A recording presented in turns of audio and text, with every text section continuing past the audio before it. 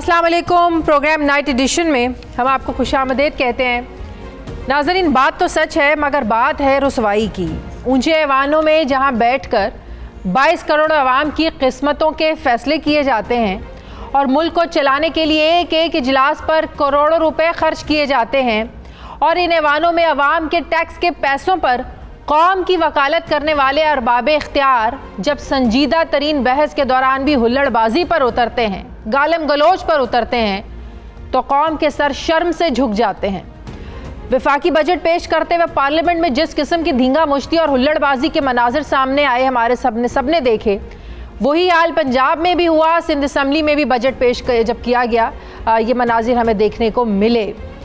कभी स्पीकर को जूता मारने की बात की जाती है तो कभी एक दूसरे को अजीब किस्म के अलकाबात से नवाजा जाता है, कभी गालम गलोच होती है तो कभी थप्पड़ और घूंसों का भी बेदरेग इस्तेमाल देखने को मिलता है।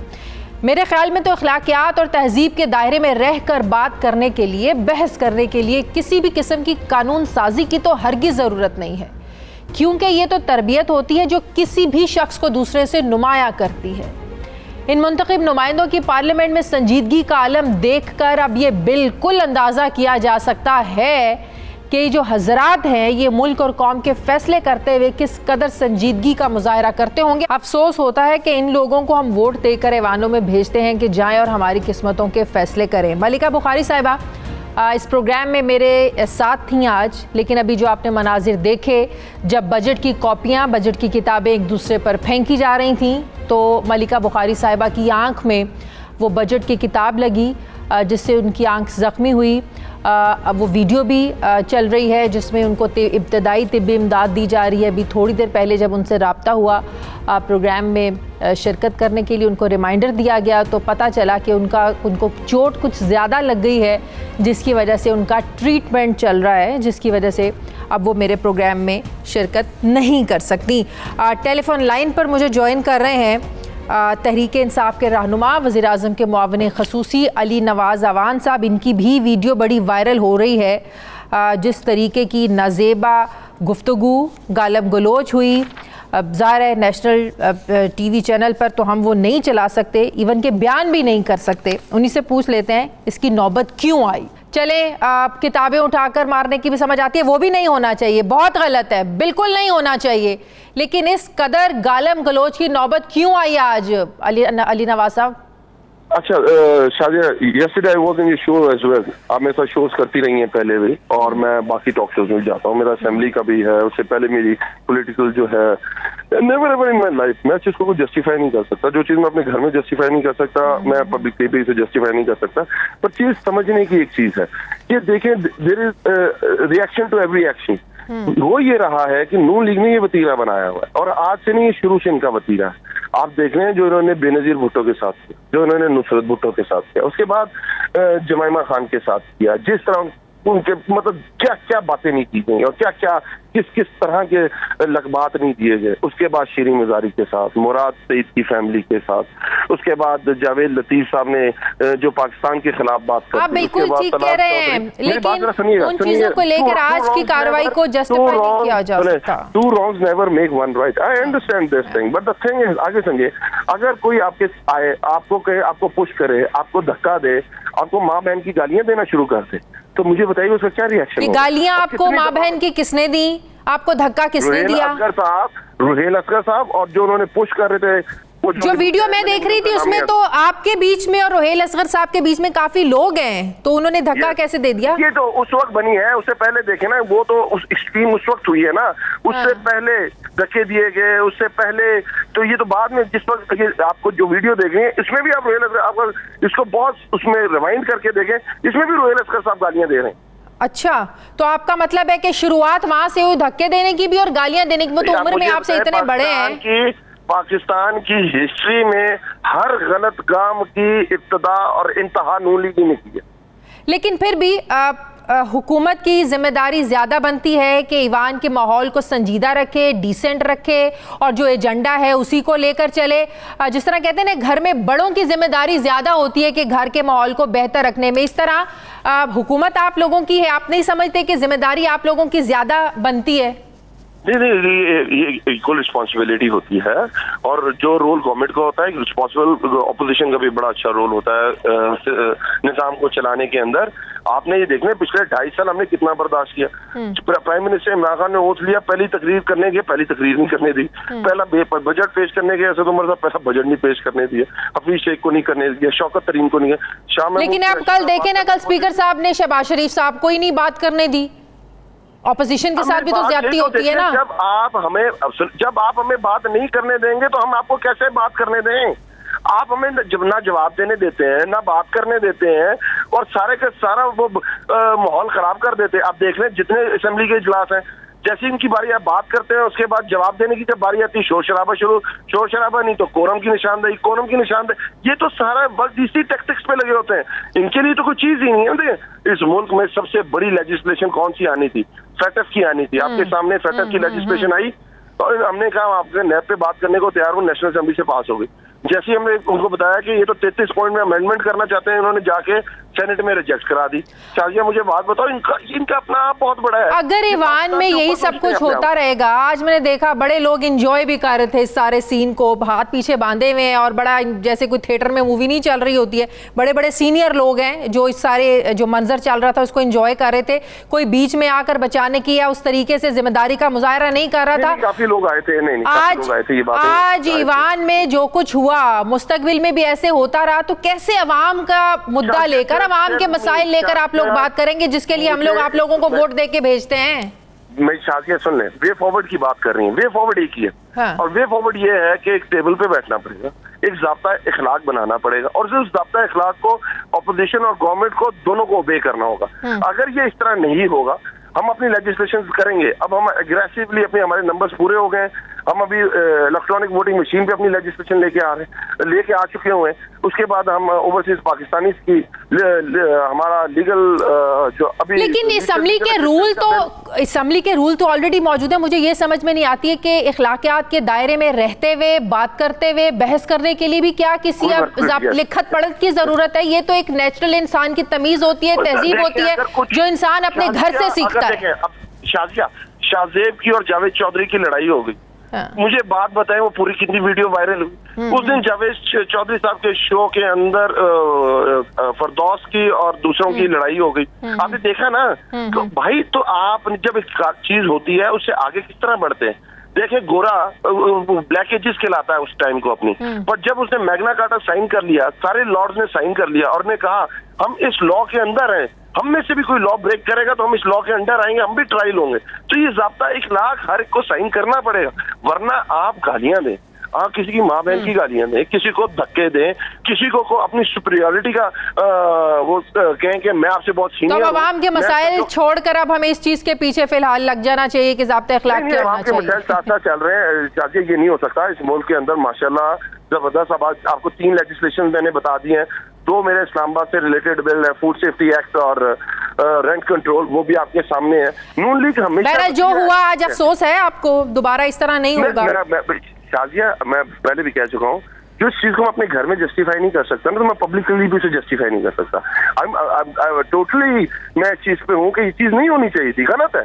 बट अभी आपके बाद रोहेल असगर साहब मेरे साथ प्रोग्राम में हैं, बड़े हैं आपसे, तो जो कुछ हुआ आपको मैं लाहौर बैठी हुई हूँ, मैं लाहौर बैठी हूँ इस्लामाबाद में। और अगर आप लाहौर बैठी हैं तो आपको तो कट्टा चट्टा पता होगा रोहेल असगर साहब का, तो मैं इसीलिए आपको उनके लिए कोई मैसेज देना चाहते हैं आप?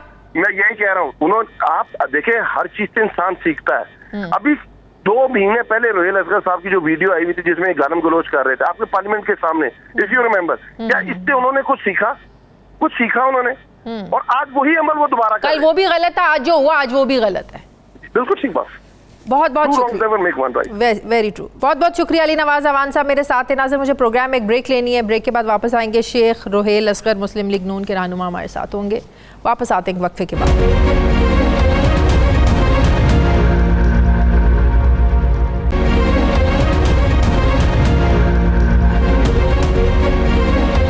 ब्रेक के बाद एक बार फिर से आपको खुशामदीद कहते हैं। मुस्लिम लीग नून के रहनुमा शेख रोहेल असगर साहब मेरे साथ मौजूद हैं। अस्सलाम वालेकुम, बहुत शुक्रिया शेख साहब आपका। शेख साहब, आज जो कुछ कौमी असम्बली में हुआ, किसी सूरत जस्टिफाई किया नहीं जा सकता। अभी अली नवाज अवान साहब भी मेरे साथ थे, मैंने उनसे पूछा ये सब कुछ नौबत कैसे यहाँ तक आई। उन्होंने यही बात की कि शेख साहब ने पहले धक्के देने शुरू किए, आपकी तरफ से गालम गलोच शुरू हुई, आपकी तरफ से किताबें फेंकने का सिलसिला शुरू हुआ। वो तो आपके बारे में इस तरह बात कर रही है। हुआ कैसे सर सब कुछ, नौबत क्यों पहुंची यहाँ तक? अच्छा, मैं एक पहली बात तो अब शादिया एक बात ज़हन में रखो कि इस शख्स के साथ तो मेरा हुआ ही कुछ नहीं। अब देखो ना, ये पहला एक झूठ, किताबें क्यों मार रहे थे एक दूसरे को कि इसका मेरे साथ हुआ या किसी पता नहीं। ये बात ये है कि देखो मेरी बात सुनो शादिया, आप एक अदारे में काम करती हो, आपके इदारे का जो मालिक है या जो आपका CEO है या जो आपका एग्जीक्यूटिव है, जो आपको कहेगा आप वही करोगे ना। आप उसके अलावा तो कुछ नहीं करोगे, क्योंकि आप उस पर काम करते हो, आप मरून मिन्नत हो उनके। अब ये मैंने अपनी ज़िंदगी में, अपनी पार्लिमानी ज़िंदगी में पहली दफ़ा देखा, मैंने अपनी उस सारे एक्सपीरियंस में, कि पहली दफ़ा ट्रेजरी बेंचेस अपोजिशन बेंचेस का किरदार अदा कर रहे हैं। और हुआ क्या कि बुला के उनको बाकायदा ये कहा गया कि आप लोगों ने ये कुछ करना है। मेरा ख्याल है कि आज तक बुलाया, कहाँ बुलाया, कि ये किसकी तरफ से डायरेक्शंस थी? इमरान ने बुला के ये डायरेक्शन दी है इनको। ये वहाँ पे चहमगोइयाँ हो रही थी, और आपको पता कि मैं इसका हिस्सा ही नहीं था। मैं तो वहाँ पे गया हूँ करने के लिए, आप ये कह लीजिए कि मामले को ठंडा करने के लिए। आप उससे मेरा नाम इसलिए ले लिया कि शायद। अच्छा, दूसरी बात एक और, सर, इट डजंट मीन कि अगर कोई आपका बॉस है, पुराना एक कल्चर तहसील, इमरान खान है, वो इनका लीडर है, वो कोई गाली देने का कहे तो आप गाली देना शुरू कर दें। सर, इसका ये मतलब नहीं है। वो तो कल्चर है ना, शादिया, वो तो कल्चर है। देखा नहीं आपने 2014 से देख रहे हो? पहले उनकी तारीख पढ़ लो ना, उनकी तारीख ऐसी है, बड़ी पड़ी है। अच्छा, मैं जो बात करने जा रहा था, मैं ये बात करने जा रहा था कि अगर फर्ज कीजिए आपकी उम्र से दुगनी उम्र का शख्स कोई आपके साथ वैसे भी करता है, तो आपको तो ये जेब नहीं देता कि आप उसके साथ रिस्पेक्ट में वो करो। हाँ। अगर आप वो करोगे तो इसका मतलब है वो ज्यादा जिम्मेदारी आप पे आ जाएगी। हाँ। अब दो चीजें ना वहां पे, एक अगर आप ये क्लेम करते हो कि आपने मेरे साथ किया तो गलत किया, दूसरा आप हुकूमत हो, आपका काम है बर्दाश्त करना, आपका काम है तम्मल, आपका काम है इखलाक दिखाना। और बिलखसूस से मतलब क्या आप कह रहे हैं, आप भी तो मेरे ख्याल में काफी अच्छे से ये आपने कोई गालिम गलोच नहीं की? मैंने मेरी तो बात ही नहीं हुई, मैं तो बता तो रहा हूँ, मेरी तो बात ही नहीं हुई उससे। तो आप इस सारी लड़ाई का हिस्सा कैसे बन गए? आपने भी तो किताब उठा के मारी। आपने किताब उठा के मैं कब बनाऊं यार? नहीं, मैंने नहीं मारी सर। कसमन हल्फन कहता हूं, मैंने नहीं मारी। विजुअल्स में हम देख रहे हैं आपकी तरफ से भी नहीं है किताब। मेरी वीडियो नहीं, मेरी तरफ से आप बात कर रही हो मेरी। हाँ, आप मेरी बात कर रही हो ना। हाँ, आप बात मेरी कर रही हो, वो बात मेरी कर रही है। मैं कहता हूँ, मैं हल्फ देता हूँ, मैंने नहीं उठाई, नहीं मारी, ना मारी ना मुझे पता है किसने मारी। हाँ, मैंने इसको देखा, गाली दी ना, आपने किताब वापस मारी ना मैंने गाली दी ना मैंने वैसे मारी। मतलब मैं यही हंस रहा हूँ कि क्योंकि वो जिसने वीडियो बनाई उसमें शक्ल जो कि मेरी है, मैं तो रिकंसिलिएशन के लिए गया हूँ, लेकिन लोग तो आपको भी और पकड़ रहे थे। मैंने कहा शायद इनको कोई, मैं वही कह रहा हूँ, मुझे पकड़ नहीं रहे थे, ये इनके लोग थे जिनको मैं मना कर रहा था, पीछे धकेल रहा था कि ना करो। अब बात ये वही तो मैं आपको अर्ज कर रहा हूँ, जब आपका कल्चर ही ये नहीं कि आपने बड़ों की इज्जत करनी है, आपने बड़ों का ख्याल बिल्कुल करना है, ये बात समझ में नहीं आ रही ना। जब आपकी तरफ से गाली नहीं दी गई, जब आपकी तरफ से धक्के नहीं दिए गए, जब आपकी तरफ से किताब नहीं फेंकी गई, तो फिर आप फिर अली नवाज गाली किसको दे रहे थे? गालियां किसको दे रहे थे? ये अब उससे पूछे, जब पागल हो जाता ना, वो तो आपका नाम ले रहे हैं, समझ नहीं आती क्या कह रहा है। क्या आपने उनको कहा? उन्होंने जवाब में कहा मेरा नाम ऐसे ले रहा, मेरा नाम लेने से नहीं, मेरा नाम लेने से कद बड़ा हो जाएगा। तो क्या आपका ख्याल है मैं यहाँ डिनाइल करूंगा? अगर मुझे कोई गाली देगा तो मैं ये डिनाइल करूंगा कि मैंने नहीं दी? मैं डिनाइल में तो नहीं होऊंगा, मैं तो कहूँ हाँ मैंने दी है, क्योंकि उसने मुझे गाली दी। शेख साहब, जो माहौल एक बन गया है बात करने के बाद असेंबली का, जहाँ पे अवाम के मसाइल की बात होनी चाहिए, गलत बन गया है। अवाम के मुद्दे पर, एजेंडे पर बात होनी चाहिए। जी, मुझे एक बात बताओ जी। नहीं, मुझे एक बात बताओ कि ऑपोजिशन लीडर ने तकरीर करनी है किस पे? बजट सेशन पे, और हाँ। उसमें जो आपने खामियां खराबियां उसको जागर करना है, ये उसका हक है। तो क्यों किया गया ये सब कुछ क्यों किया गया? ये इसका मतलब शुरुआत जो की गई ये गलत की गई। अब हुकूमत का काम है बर्दाश्त करना, और बिलखसूस बजट के सेक्शन में हुकूमत ने नोट्स लेने होते हैं। आपकी लीडरशिप की तरफ से क्या डायरेक्शंस हैं कि अगर हुकूमत की तरफ से पहल हो तो चढ़ दौड़ो, आप लोग भी कुछ नहीं, कोई एक मारे दो मार दो आगे से। आपको एक मजेदार और बात बता देता हूँ।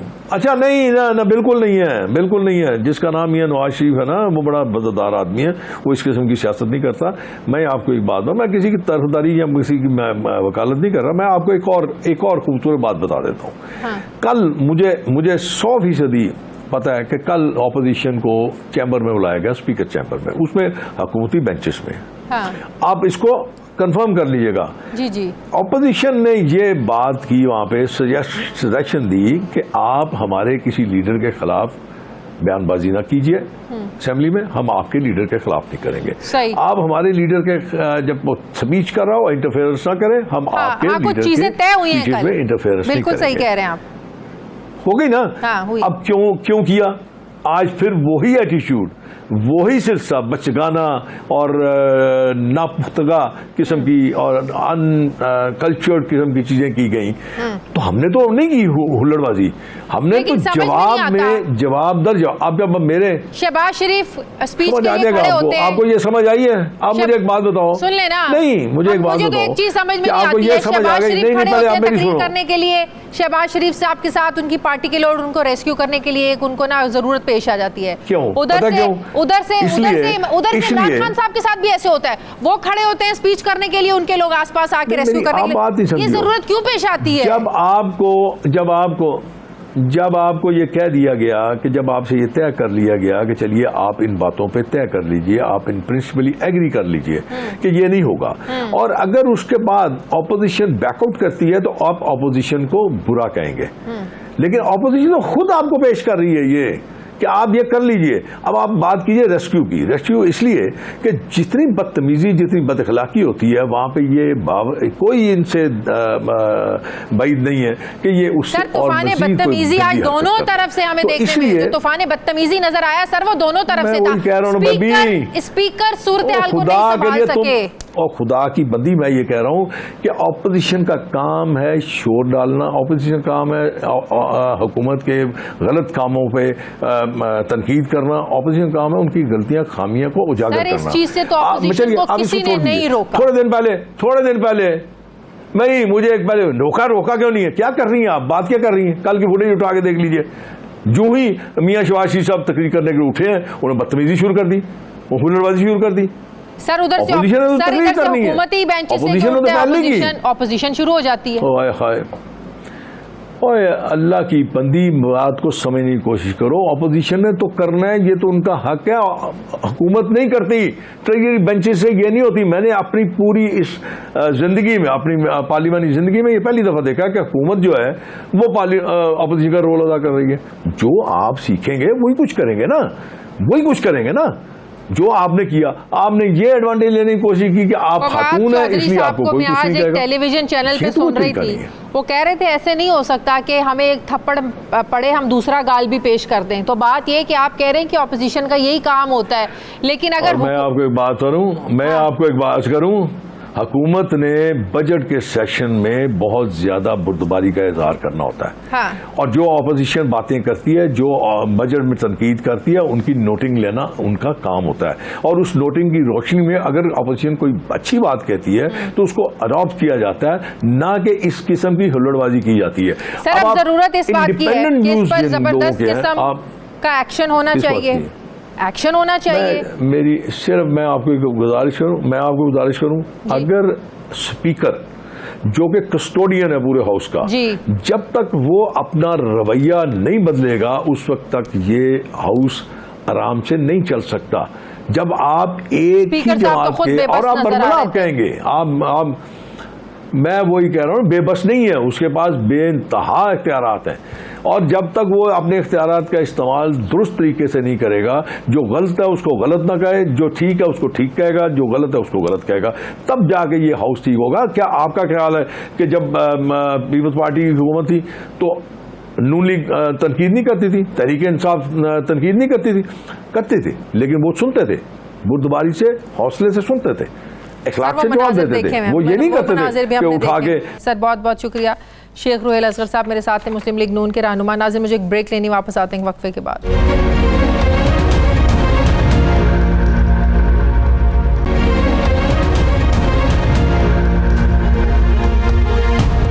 ब्रेक के बाद एक बार फिर से आपको खुशामदीद कहते हैं। नाजरीन, NFC अवार्ड की मद में मिलने वाली रकम का मामला हो, पानी का मामला हो, सिंध और वफाक ने इन मामलात पर तो सींग अड़ाए हुए हैं, मगर बजट के मामले पर दोनों फ्रीकैन के हाथ मिलाने की खबरें भी सुनाई दे रही हैं। काफ़ी अरसा गवर्नर राज लगने की भी बातें होती रहीं, जबकि सिंध हुकूमत ने जज़ायर पर वफाक के कब्जे के हवाले से बहुत इशू उठाया और आबी वसाइल की गैर मुनसिफाना तकसीम तक उन्होंने वफाक पर बहुत ज़्यादा तनकीद की। मगर बात यह है कि कराची के नसीब बदले और ना शायद कभी बदलेंगे। यहाँ तारीख पर तारीख और वादों पर वादे ही किए जाते हैं, मगर मजाल है जो कभी कोई वादा वफा हुआ हो।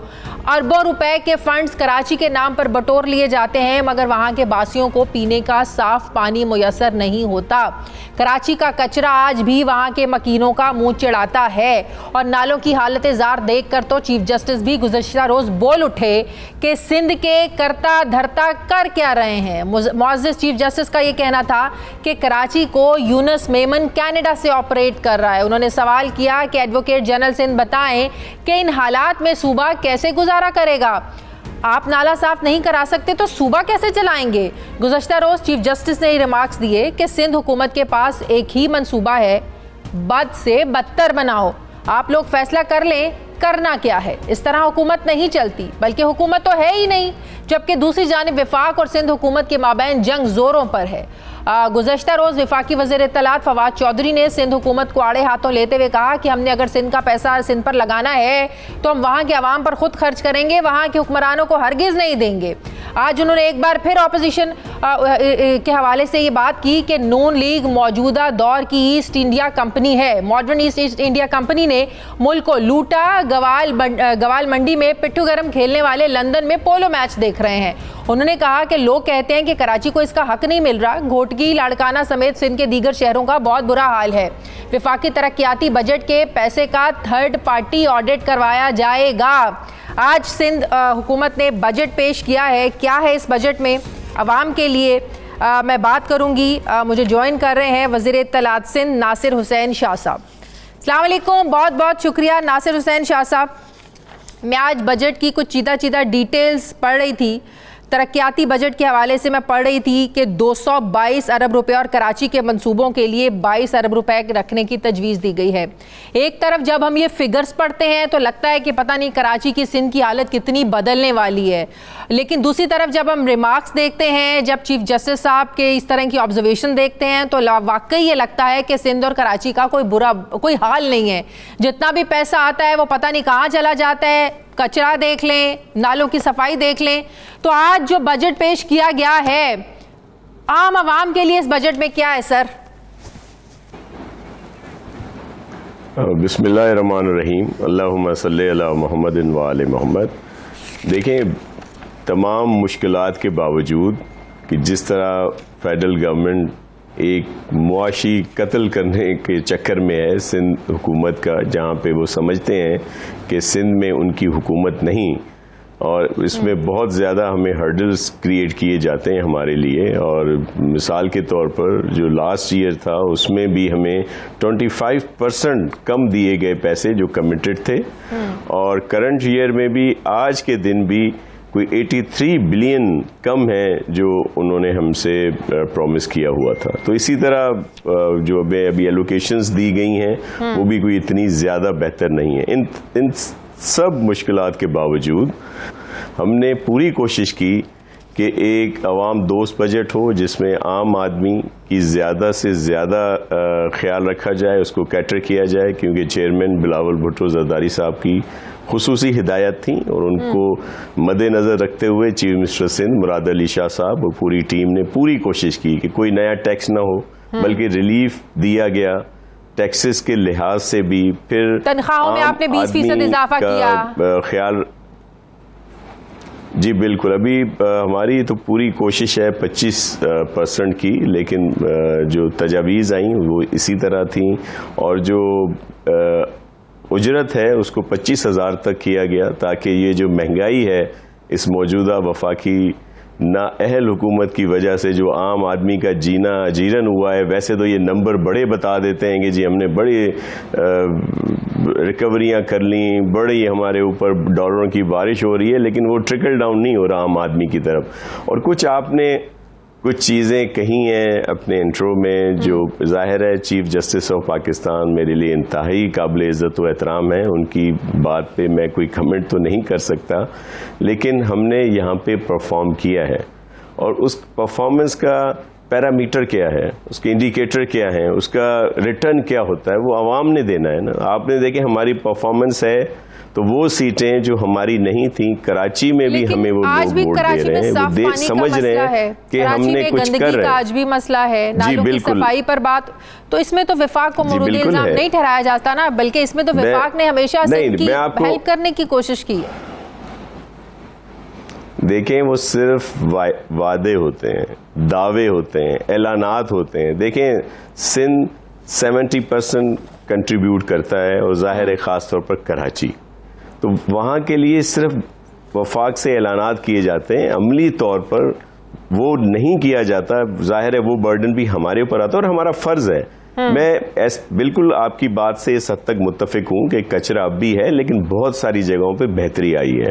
पानी का इशू अपनी जगह पे है, क्योंकि हमारे यहाँ आबादी का बहुत ज़्यादा प्रेशर है। लोग यहाँ पे घूमने नहीं आते, मोस्टली रहने आते हैं, जिनकी वजह से कच्ची आबादियां भी बढ़ती हैं। जाहिर है वो जो एक हमें पानी की एक है जो हमारा सिस्टम, उसमें भी फिर इजाफा हो जाता है, लोगों ज़्यादा आ जाते हैं। और ये जो कुछ इल्ज़ामात लगाए जाते हैं, एक तो उसके लिए कोई बड़ा मज़ीद टाइम हो जिसमें आपसे हर बात पे बात की जा सकती है कि ऐसा नहीं है जैसी तस्वीर कशी की जाती है। अगर इतना ही बुरा हाल हो, मैं हमेशा कहता हूं कि अगर इतना ही कराची का बुरा हाल हो तो लोग फिर यहाँ पे रहने के लिए क्यों आते हैं? लेकिन पिछले दिनों कच्चे के इलाके में जो ऑपरेशन हुआ, पुलिस ने डाकुओं का मुकाबला किया, उतने जदीद हथियार, उतना जदीद असलहा वहाँ की पुलिस के पास नहीं था जितना वहाँ के डाकुओं के पास था। तो आज जब मैं ये पढ़ रही थी कि पुलिस और अमन अमान के लिए 105 अरब रुपए मुख्तस किए जाएंगे, तो मेरे जहन में ये सवाल उठा कि शायद वहाँ की पुलिस की भी हालत बदल जाए और जदीद असलहा और हथियार उनको लेके दे दिए जाएं। देखिए मैं आपके गोश गुजार करूं कि पाकिस्तान पीपल्स पार्टी की हुकूमत जब 2008 में आई, उसके बाद बहुत बेहतरी लाई गई पुलिस डिपार्टमेंट में। अपने लोगों, इनके हौसले बढ़ाने के लिए जवानों के जो शौदा के लिए दिए जाते थे, कोई 5 लाख के करीब, वो नेबुल बदल तो नहीं होता लेकिन एक सपोर्ट होती है फैमिली को, उसको 1 करोड़ से ज़्यादा बढ़ाया गया। नौकरियां और बहुत सारी चीज़ें, फिर इक्विपमेंट्स दिए गए। ये जो आप जिक्र कर रही हैं जिस वाक़े का, इसमें APC थी, जब ये बनाई गई थी APC, उस वक्त उसकी इस्तेदाद जो थी वो G3 की बुलेट, ये जो क्लैशन की बुलेट है, 9mm की बुलेट या इस तरह के वेपन्स के लिए थी। लेकिन वहाँ पे जो उसके ऊपर ये यूज़ किए गए वेपन्स वो बहुत बड़े और भारी, जिसको असला कहा जाता है, वो जो दहशतगर्दों, ये पूरा एक नेटवर्क है, ये कोई आम डाकू नहीं है। वहाँ पे ये पूरा सिलसिला मिला हुआ होता है जहाँ पे इस तरह के वेपन्स आते हैं। उसका जाहिर है वो मुतहम्मिल नहीं थी APC कि वो उन हथियारों को भी फेस करती, इस वजह से ये नुकसान हुआ।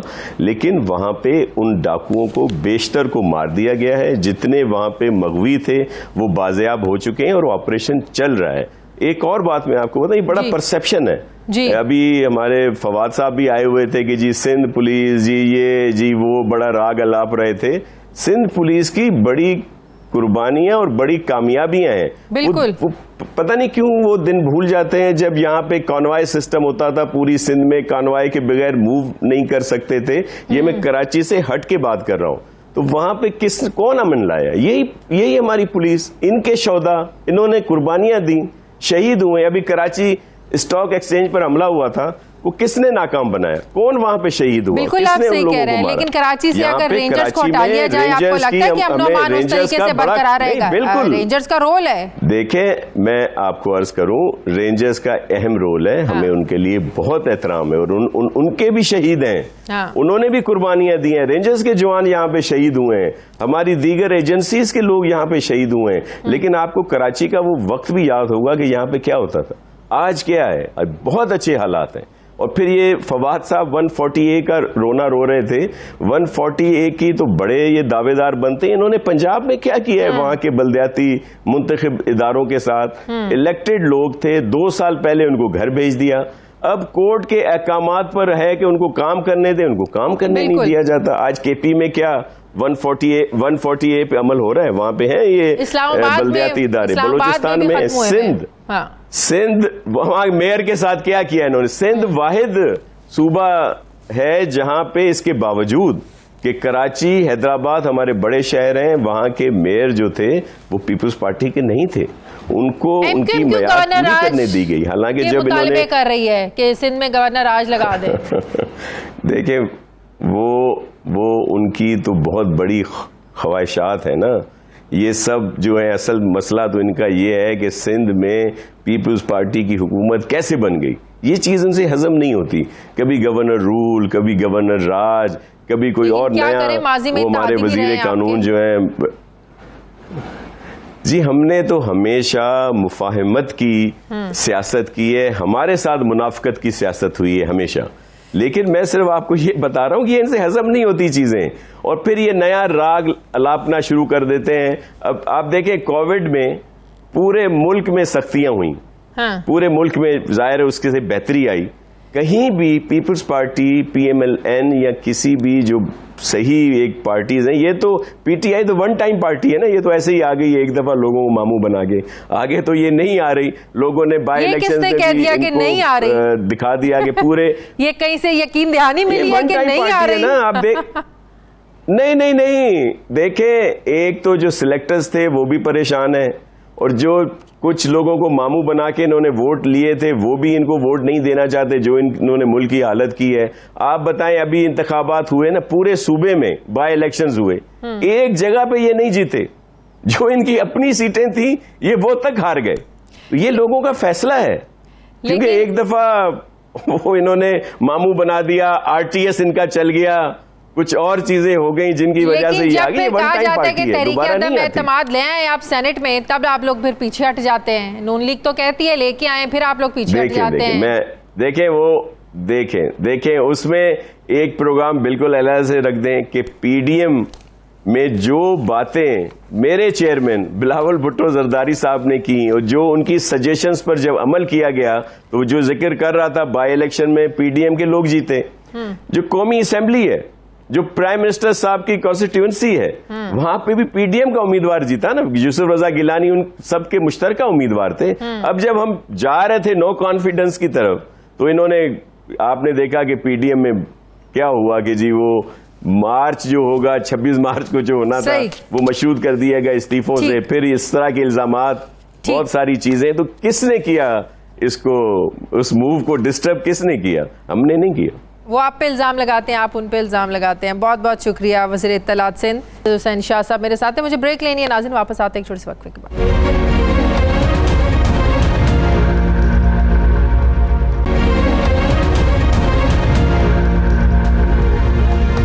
ब्रेक के बाद एक बार फिर से आपको खुशामदीद कहते हैं नाज़रीन। जल्दबाजी में वफाकी हुकूमत ने टारगेट तो सेट कर लिया कि इस साल के आखिर तक तकरीबन 6 करोड़ से ज़ायद लोगों को वैक्सीन लगा दी जाएगी, मगर ताज्जुब की बात यह है कि मुल्क भर में कोरोना वैक्सीन की किल्लत पैदा हो गई है। और सोने पे सुहागा ये है कि हुकूमत के पास आवाम को तसल्लियाँ देने के अलावा और कुछ नहीं है। NCOC के आदाद-ओ-शुमार के मुताबिक गुज़श्ता 24 घंटों के दौरान मुल्क में कोरोना केसेस की शरह 2.39% रही है। गुज़श्ता दिन जो है 59 अमवात हुई हैं। कोरोना केसेस में कमी के बाद हुकूमत भी मुसलसल कोरोना पाबंदियों में नरमी कर रही है। NCOC के फैसले के मुताबिक अब जो कारोबार भी हैं ये भी 2 दिन के बजाय 1 दिन बंद रहेंगे। दफातर में भी जो हाज़िरी है 100% हाज़िरी का फैसला किया गया है, जबकि NCOC की तजावीज़ के बाद पंजाब के बाद सिंध हुकूमत ने भी कोरोना वैक्सीन न लगवाने वालों के सिम कार्ड्स को बंद करने का फैसला किया है। इन पाबंदियों के बाद अगर मैं मुल्क में जारी कोरोना वैक्सीनेशन का जो प्रोसेस है उसकी बात करें तो इस वक्त मुल्क के जो बड़े मराकज़ हैं वहाँ पर वैक्सीनेशन का जो अमल ही तातुल का शिकार है। कराची और लाहौर समेत मुख्तलिफ शहरों में वैक्सीनेशन सेंटर में वैक्सीन की किल्लत का सामना है। ज़राए के मुताबिक लाहौर एक्सपो सेंटर में साइनोफार्म, साइनोवैक और एस्ट्राजेनेका वैक्सीन का जो स्टॉक है ये बिल्कुल ख़त्म हो चुका है, जबकि लाहौर के एक्सपो सेंटर के बाहर शहरियों का बहुत रश होता है। सिक्योरिटी गार्ड्स ये शहरियों को कहकर वापस भेज रहे हैं कि नादरा का डाटा अपडेट हो रहा है, जिसकी वजह से सिस्टम बंद है और अगले 2 रोज़ तक एक्सपो सेंटर में वैक्सीन नहीं लगाई जाएगी। दूसरी तरफ आलमी इदारे सेहत में साइनोवैक और साइनोफार्म की मंजूरी के बाद भी कई ममालिक की मंजूर शुदा फहरिस्त में ये वैक्सीन शामिल नहीं है, जिसकी वजह से बैरून मुल्क जाने वाले जो पाकिस्तानी हैं उनको सख्त मुश्किलात का सामना है, क्योंकि बहुत से ममालिक चाइना की वैक्सीन को तस्लीम करने को तैयार नहीं हैं। गुज़श्ता रोज़ ओवरसीज़ पाकिस्तानियों ने इस्लामाबाद के F9 मास वैक्सीनेशन सेंटर के बाहर एक प्रोटेस्ट किया। मुजाहिरीन ने यह मुतालबा किया कि उन्हें बैरून मुल्क सफ़र करने के लिए फाइज़र और एस्ट्राजेनेका वैक्सीन लगाई जाए, जिसके बाद आज डॉक्टर फैसल सुल्तान ने बताया कि हुकूमत ने अपनी वैक्सीनेशन के हवाले से जो पॉलिसी है इसको तब्दील करते हुए अब जो बैरून मुल्क जाने वाले 18 साल से ज़ायद अफराद हैं, 18 साल से ज़ायद उम्र के जो लोग हैं उनको एस्ट्राजेनेका वैक्सीन लगाने का फ़ैसला किया है। अब सवाल ये है कि हुकूमत जहाँ सरकारी और गैर सरकारी अफराद के लिए वैक्सीनेशन को लाजमी करार दे रही है, वहीं वैक्सीन की किल्लत से आने वाले जो दिन हैं इनमें क्या असरात मुरतब हो सकते हैं, क्योंकि केसेस में नुमाया तौर पर कमी भी देखी जा रही है। इसी तरीके से अगर वैक्सीनेशन करने में सुस्ती अब होगी तो क्या इसके कुछ असरात भी देखने में मिलेंगे। मुझे ज्वाइन कर रहे हैं डॉक्टर अताउर रहमान साहब। अस्सलाम वालेकुम, बहुत बहुत शुक्रिया डॉक्टर साहब आपका। डॉक्टर साहब, हुकूमत ने तो बड़ा ज़बरदस्त किस्म का टारगेट सेट किया हुआ है कि इस साल के आखिर तक 6 करोड़ लोगों को वैक्सीनेशन लगाने में कामयाब हो जाएंगे। टारगेट तो बड़ा ज़बरदस्त रखा हुआ है, लेकिन जिस तरीके से हम देख रहे हैं पिछले 2-4 रोज़ से वैक्सीनेशन लग नहीं रही है और वजह यह है कि वैक्सीनेशन है नहीं है, तो सर इससे आपको लगता है कि दोबारा से जो है ना वो सूरत हाल ख़राब हो सकती है, क्योंकि जिस हद तक हम लोगों ने काबू किया है वैक्सीनेशन के ज़रिए नंबर्स जो हैं वो केसेस के वो भी कम हुए हैं, शरह अमवात भी कम हुई हैं, तो ये कब तक वैक्सीनेशन की अवेलेबिलिटी हो सकती है सर?